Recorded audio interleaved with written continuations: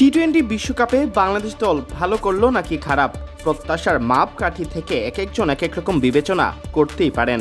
তবে টাকার অঙ্কের দিকে তাকালে মনে হবে বড়সড় সাফল্য নিয়েই বুঝি দেশে ফিরছে টাইগাররা। নাজমুল হোসেন শান্তর দল বিশ্বকাপ থেকে দেশে ফিরছে 5.5 কোটি টাকারও বেশি অর্থ পুরস্কার নিয়ে। প্রাপ্ত এই অর্থের পুরোটাই দলগত। ম্যান অব দ্য ম্যাচের মতো ব্যক্তিগত পুরস্কার যোগ করলে আয়ের অঙ্কটা হবে আরও বড়। টুর্নামেন্টে অংশ নেওয়ার জন্যই আছে নির্ধারিত একটি প্রাইজ মানি, সেই সাথে যোগ হবে গ্রুপ পর্বের 3টি জয়। আবার গ্রুপ পর্ব পেরিয়ে সুপার 8-এ ওঠার জন্য আলাদা লাভের অঙ্ক।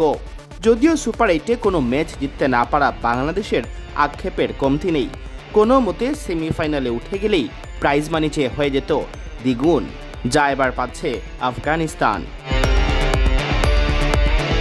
সুপার 8 থেকে সেমিফাইনালে উঠতে ব্যর্থ হওয়া 4 দল পাচ্ছে $3,82,500 বা প্রায় 4.5 কোটি টাকা। সেই সাথে 3 জয়ের জন্য ম্যাচ প্রতি $31,154 বা প্রায় 36,59,000 টাকা যোগ হচ্ছে বাংলাদেশের ক্যালকুলেটরে। এখানে মোট 1,09,00,000 টাকা।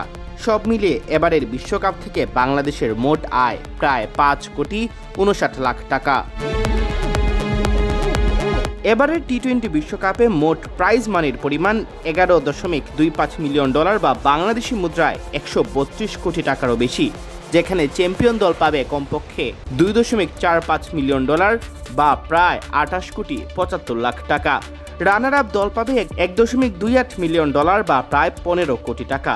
আর সেমিফাইনালে হেরে যাওয়া দুটো দল পাবে $7,87,500 বা প্রায় 9 কোটি 25 লাখ টাকা করে। সিয়াম চৌধুরী, বিডি ক্রিক টাইম।